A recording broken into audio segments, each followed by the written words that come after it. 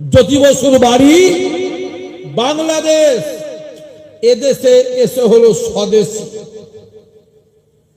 বুদ্ধদেব ভট্টাচার্য বাংলাদেশি, এদেশে এসে হলো স্বদেশী। বিমান বসু বাংলাদেশি, এদেশে এসে হলো স্বদেশী। মিঠুন চক্রবর্তী বাংলাদেশি, এদেশে এসে হলো স্বদেশী। মমতা ব্যানার্জির বাবা বাংলাদেশি, এদেশে এসে হলো স্বদেশী। অটল বিহারী পাকিস্তানি, এদেশে এসে হলো স্বদেশী। সোনিয়া গান্ধী ইতালি, এদেশে এসে হলো স্বদেশী। আডবাণী পাকিস্তানি, এদেশে এসে হলো স্বদেশী। আর আমরা হলাম এদেশি, আমাদের বলা হচ্ছে বাংলাদেশি।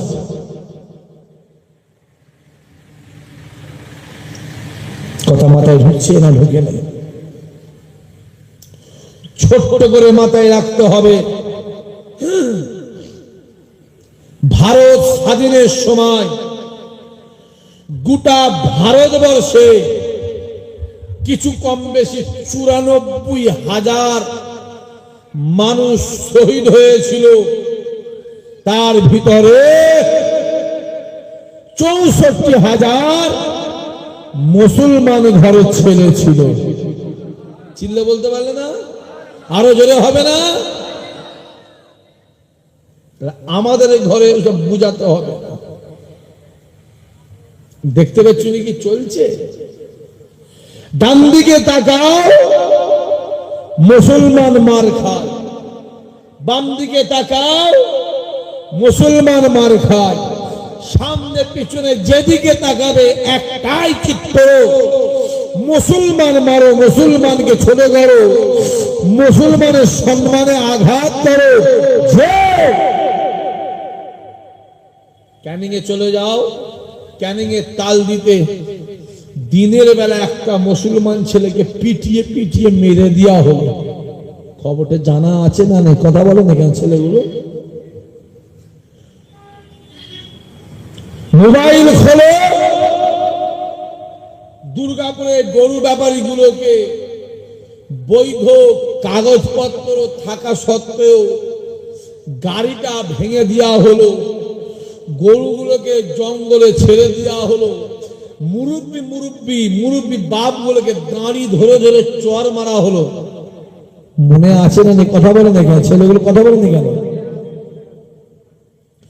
কোচবিহারের ট্রেনে একটা মুসলমান বাপ, মুরব্বী বাপ মোবাইলে কুরআন তেলাওয়াত করছিল।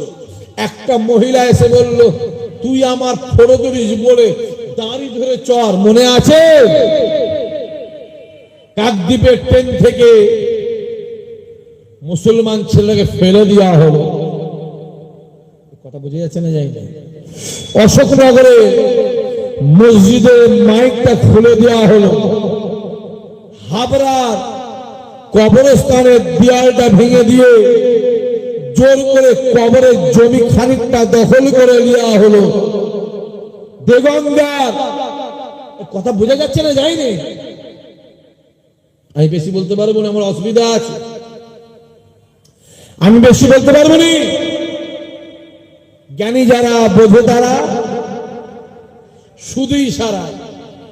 দেগঙ্গার যে কোনো একটা মাইকে কেন্দ্র, মনে আছে? মনে আছে? মনে আছে? গুলি করে একটা মুসলমান ছেলেকে মারা হলো। মনে আছে? ক্যানিং এর হেরো ভাঙায় মাওলানা রুহুল কুদ্দুস সাহেবকে গুলি করে হত্যা করা হলো। গত দুদিন আগে ব্রিগেডের ময়দানে। কথা বলিস কেন? বল বল, চিল্লে বলতে পারিনি? তুই আবার এসছিস কেন? কি জুলুমের মধ্যে পড়েছি বলতো? যাই দিস।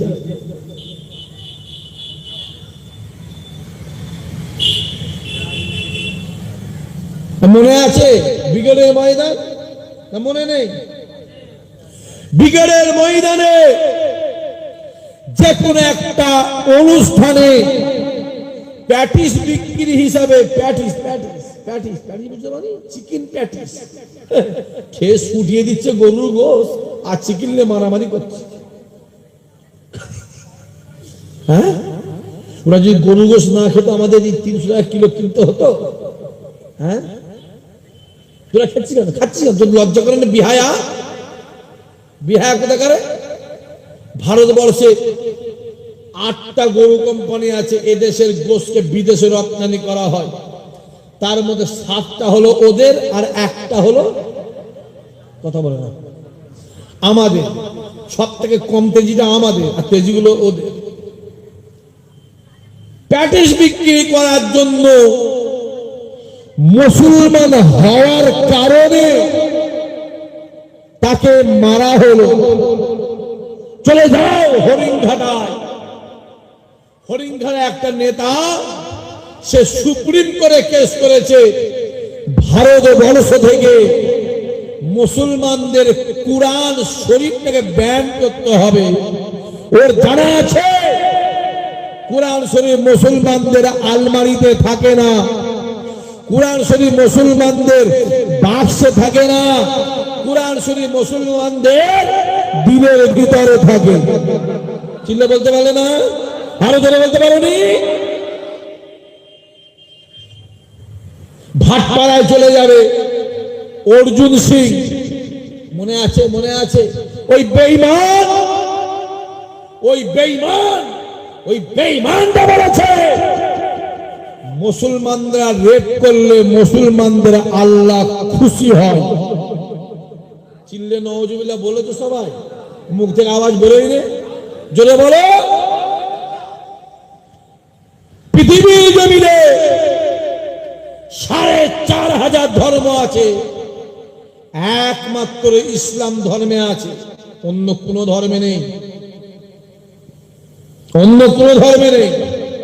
দেখান, আমাদের দেখা দেখি ইসলাম ধর্মের কোন মৌলানা, ইসলাম ধর্মের কোন ইমাম, ইসলাম ধর্মের কোন হুজুর, ইসলাম ধর্মের কোন উস্তাদ দেখা আমাকে। আমি তোমাদের দেখিয়ে দেবো রাম রহিম বাবা, মনে আছে? কথা বলে না, কি জুলুমের মধ্যে পড়েছে বলতে, কেউ তোরা দাওয়াত করছে আমাকে, মনে আছে? আসারাম বাবু মনে আছে?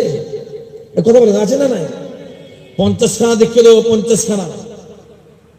হ্যাঁ, পৃথিবীর জমিনে 4,500 ধর্ম আছে, একমাত্র ইসলাম ধর্মে আছে যদি কেউ জেনা করে বা রেপ করে, বুক পর্যন্ত তাকে মাটিতে পুঁতে দিয়ে পাথর মেরে ভাই, ওই আইন যদি কোরআনের আইন হিন্দুস্তানে চলতো, আরজিকর কাণ্ড হতো না, অভয়া কাণ্ড হতো না, নির্ভয়া কাণ্ড হতো না। যে কোরআনের আইন যে দেশে আছে ওই দেশেই তো শান্তি আছে, জোরে হবে না? দেখতে পাওনি? হ্যাঁ, কানা হয়েছ, কানা দেখতে পাওনি? আজকে মাথায় টুপি দিয়ে বেরোলে বলা হয় ও চাচা, কিনা বলেন, কথা বলেন। আজকে মুখে দাঁড়িয়ে রাখলে বলা হয় ও চাচা, ও চাচা।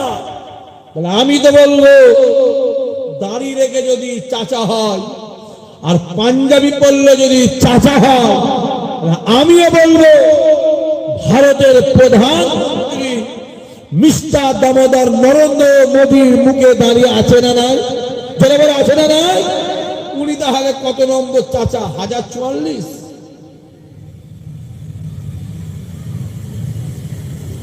কথা বোঝা যাচ্ছে বাপের?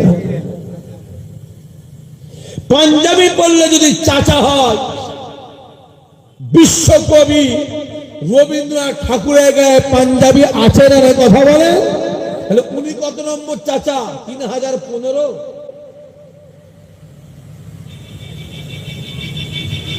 দেখতে পাচ্ছেন কি চলছে?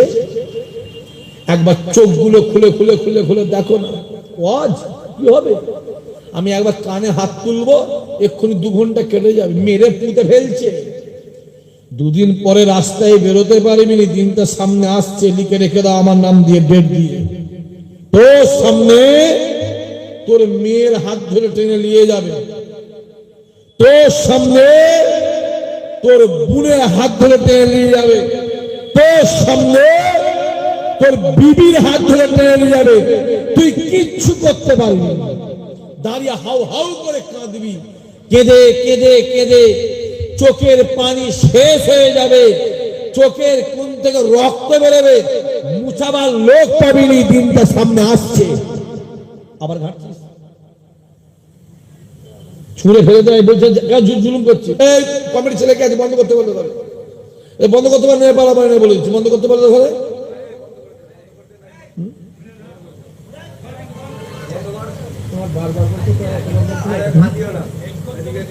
আমি কানে হাত দিয়ে দাদা হুজুর ঘটনা বলিনি, কানে হাত দিয়ে খাজা হুজুর ঘটনা বলিনি যে তুই এখানে বাজ করে মরে গেল আমার কিছু হবে না, কানে হাত দিয়ে টেনেই যাচ্ছি। আমি পারবনি সব করতে করছি, সমাজ শেষ হয়ে গেল, মার খেয়ে মেরে ফেললো আমাদের ঘরে, যেদিকে যাবো সেদিকে ঠকা, সামনে যাচ্ছি বাধা, মার খেয়ে দিয়ালে পিঠ ঠেকে গেল, আর হুজুরে এসে তেল মাখাচ্ছে। আমি আপনাকে তেল মাখাতে পারবো না, আমার কথা বুঝে যাচ্ছে, আমি পারবো না। যে বক্তা মাইকে ওঠে শুধু কমিটিকেই তেল মাখাচ্ছে, কাকে? কমিটি। কারণ যদি সামনে বছরে আবার দাওয়াত করে, আর ইসাহাক শীতে ঘর থেকে নিয়ত করে বেরোই, আজও বেরিয়েছি, যে জলসায় যাব যেন 5 বছর আমার নামটা না নেয়। আমি আজও বলছি, আজও বলে যাচ্ছি, কালো বলবো, আল্লাহ সাহায্য বলা তৌফিক দেয়, করবে না। তারপরও আমার আল্লাহ আমাকে 365 দিনের ভিতরে 312 দিন জলসা করাই। এই তো দিল্লি গেলাম, কালকে দিল্লি গেলাম, 8:30টায় মাইকে উঠলাম, মাইক থেকে নামলাম, গাড়ি ধরলাম, এয়ারপোর্টে এলাম, সকালবেলা বাড়িতে 4:30টায় বাড়ি পৌঁছে গেছি। পরিষ্কার কথা, সমাজের পজিশন খারাপ, আপনি আমি যেটা ভাবছি সেটা নয়। আজ রাস্তায় বেরিয়ে চায়ের দোকানে চা খাবো, সেটা আপনাকে দেখে শুনে ভেবে চিনতে দোকানে দাঁড়াতে হচ্ছে, ঠিক না বল? কথা বলে আপনি জানেন কলিকাতার এমন জায়গা আছে, পরিষ্কার বলা আছে, মুসলমানদের ঘরে কোনো প্রপার্টি বিক্রি করা যাবে না। আপনি জানেন, আপনার জানা আছে, এমনও নেতা আছে বলেছে মুসলমানদের ঘরে কোনো মাল বিক্রি করবি নি, মুসলমানের দোকান থেকে কোনো মালও কিনবি নি। আপনি জানেন? মোবাইল গুলো খুলে খুলে দেখেন না কি চলছে। বললে মা মার খায়, না বললে বাপ বলে ব্যাংক খায়। খোলা মোবাইল খুলে দেখো, মুর্শিদাবাদে একটা মসজিদ হচ্ছে না হয়, কথা বলে না, কথা বলে না, হচ্ছে না হয়, কি নামে হচ্ছে? বাবরি মসজিদ মুর্শিদাবাদে হচ্ছে, আর উত্তরপ্রদেশ থেকে তাকে হুমকি দিচ্ছে, ওর মাথা কেটে আনতে পারলে 1 কোটি টাকা। ওর জন্য কোন আইন নেই। আর দেগঙ্গার লোক, তুমি এখানে বসে আছো, তুমি বলো ওর গালে একটা চর মেরে আয়, আমি 5000 টাকা দেবো, তোমাকে সঙ্গে সঙ্গে পুলিশ এসে অ্যারেস্ট করবে, ঠিক না বল? কথা বলেন, দেখতে পেয়ে হ্যাঁ। আজকে মুর্শিদাবাদে মসজিদ করার জন্য তাকে দল থেকে বার করে দেওয়া হলো, কথা বলে, কথা বলে, সাসপেন্ড করে দেওয়া হলো, দল থেকে বার করে দেওয়া হলো। কিসের জন্য? জোরে বলো। ছেলে মসজিদ করার জন্য দল থেকে সাসপেন্ড করে দেওয়া হলো। তাহলে আমি তো বলবো দীঘার জমিনে জগন্নাথ মন্দির হলো, শিলিগুড়িতে মহাকাল মন্দির হচ্ছে, নিউ টাউনে 15 একর জায়গা মুসলমানদের জায়গার উপরে নিউ টাউনে দুর্গা মন্দির। কথা বোঝা যাচ্ছে বাপেরা না বোঝা যায়নি? দুর্গা মন্দির হচ্ছে সরকারি টাকায়, আর মসজিদটা হচ্ছে কাদের টাকায়? আমাদের টাকায়, জনগণের টাকায়, আমাদের টাকায় আমরা মসজিদ করব। এক ভাই মসজিদ করছে, তাকে দল থেকে সাসপেন্ড করে বার করে দেওয়া হলো। তাহলে তুমি তো 3টে মন্দির করছো, তোমাকে দল থেকে বার করবে কে? তোমাকে দল থেকে বার করবে কে? পরিষ্কার বলে দিচ্ছি, যদি তোমাকে দল থেকে বার না করে, 2026-এ পশ্চিমবাংলার জনগণ তোমাকে দেশ থেকেই বার করে দেবে। এই কথা ঠিক বলছেন ভুল বলছি? কথা বলো। আবু জেহেলের চোখে আমার দিকে তাকাবি না, মানা করছি। আবু বকরের চোখে তাকা। আবু জেহেল রাসূলুল্লাহকে দেখতো কালো কয়লা দেখতো, আর আবু বকর রাসূলুল্লাহকে দেখতো পূর্ণিমার আলো দেখতো। জোরে বলবে না? দেখতে পাওনি কি চলছে? দেখতে পাওনি? হই হই হই হই করছো। আল্লাহ জ্ঞান দেয়নি, বিবেক বুদ্ধি আল্লাহ দেয়নি। তোর মধ্যে বোধগম্য নেই, তোর মধ্যে জ্ঞানের আলো নেই। তুই দেখ, চোখগুলো খুলে খুলে দেখো। হই হই হই হই করছো। কদিন আগে আমাদের একটা হিন্দু ভাইদের পুজো হয়ে গেল, দুর্গা পুজো, জানেন তো আপনারা? কথা বলেন না, জানেন না? সরকার থেকে প্রত্যেকটা পুজো কমিটিকে 1,10,000 টাকা দেওয়া হলো, জানেন তো? এতে আমার কোনো দুঃখ নেই, এতে আমার কোনো হিংসা নেই, এতে আমার কোনো কষ্ট নেই। ও 3 লাখ দিক, 5 লাখ, 6 লাখ, 10 লাখ দিয়ে আমার দরকার নেই। কিন্তু আমি তো এটুকু বলবো, প্রত্যেকটা দুর্গা পুজো কমিটি যদি 1,10,000 করে টাকা পায়, তাহলে প্রত্যেকটা মুসলমানদের ঈদ কমিটিও 1,10,000 পাবে না? পাবে না? জোরে বলো, জোরে বলো। আমারটা করি। মার খাওয়ার সময় আমি,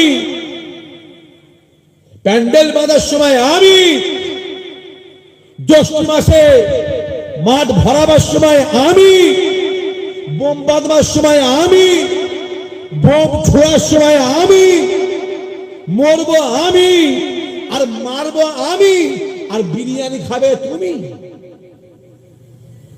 বোঝা যাচ্ছে? বুথ দখল করবে কে? মুসলমান। লাঠিরে মাস্তানি করবে কে? মুসলমান। বাজারে হাত বুড়াবে কে? মুসলমান। টোটো গাড়ি কাছে চাঁদা তুলবে কে? মুসলমান। পাড়ায় পাড়ায় গন্ডামি করবে কে? মুসলমান। আর গাড়ির লাল বাতির গাড়ি চাপবে কে? রামসাম যদু মধু। সামনে দিন আসছে, জনগণ তোমার লাঠির লাইট খুলে দেবে, ঠিক না? বলে বলে দেখতে পাও কি চলছে? চোখগুলো খুলে খুলে দেখো না। বললেই দোষ, হ্যাঁ বললেই দোষ, বললেই দোষ। আর দেখো হই হই হই হই করছো। পশ্চিমবাংলায় যে সরকারটা চলছে 47% ভোটে, কত পার্সেন্ট জোরে বলো? এর মধ্যে মুসলমান মানে আমরা দিয়েছি 30%, কত পার্সেন্ট? আর ওরা দিয়েছে 17%। আমার একটা প্রশ্ন আছে, 17% ভোট দিয়ে দীঘার জমিনে 1200 কোটি টাকা খরচ করে ওরা জগন্নাথ মন্দির পেল, আর আমরা 30% ভোট দিয়ে দীঘার জমিনে ভাই আমাদের মসজিদটা কই ভাই? কথা বোঝা যাচ্ছে না? যায় আমার মসজিদটা মার খাবো আমি, মরবো আমি, জেল খাটবো আমি, আর তুমি মিষ্টি খাবে আমারটা করে। আমি চাইছি বলে ভাববেন না। ছেলের প্রয়োজন চাইবে কার কাছে বলেন? বাপের কাছে। কার কাছে? বাপের কাছে। জনগণের প্রয়োজন চাইবে কার কাছে? সরকারের কাছে। কথা ঠিক না বল? কথা বলেন না কেন? বাবাজি পজিশনটা খারাপ। হ্যাঁ আপনি জানেন কি কি ঘটে আমাদের সঙ্গে? আমার রাস্তায় ঘুরি, একটু তোদের হয়ে কথা বলি বলে আমার নামে 16খানা কেস দিয়ে রেখে দিয়েছে। তোদের জন্য কথা বলি বলে মোবাইলে ফেসবুকটাকে অ্যাকাউন্টটা বন্ধ করে দিয়েছে। তোদের জন্য কথা বলি বলে রাস্তায় পুলিশে ধরে টর্চার করে। তোদের জন্য বলছি। তারপরেও বলবো, হক যে বলবে দুনিয়ার লোক সাথ দিক নাই দিক, আমার আল্লাহ তার সাথ দেয়। জোরে বলবেন না সুবহানাল্লাহ। খুলে খুলে দেখো না মোবাইলে কি চলছে। খুলো। হ্যাঁ, আমাদের ধর্মটা খেলনা হয়ে গেল। হ্যাঁ, খেলনা। কালকে একটা নেতা আমাদের কোরআন শরীফটাকে নিয়ে কথা, বুঝতে পারছেন? দেখেছেন মোবাইল খুলে দেখো, একটা নেতা কোরআন শরীফটা নিয়ে ডান হাতে বাম হাতে নিয়ে কোরআন শরীফে যা করছে হাত থেকে ফেলে দেওয়া বলে কান্দিসান। কোরআনের অসম্মান করছিস বসে বসে। ইমানদার হয়েছি, জান থাকতে ছাড়া যাবে। কথা বলে আজকে ব্রিগেড ময়দানে, হ্যাঁ, 1 লক্ষ না ক লক্ষ, হ্যাঁ 5 লক্ষ নাকি গীতা পাঠ হয়েছে তো হয়নি? হয়েছে।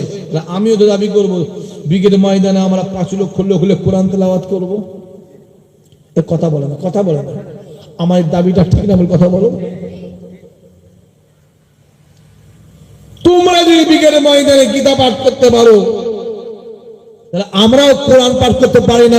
কথা বলে পরিষ্কার কথা। হক কচি কেউ দেবে না, নিজের হক নিজেকে ছিনিয়ে নিতে হবে। আমি আমার যুবক ভাইগুলোকে বলবো, জীবনে কারো কাছে হাত পাতবি না, জীবনে কারো কাছে চাইবে না, জীবনে কারো মুখে ব্যক্তি হবে না।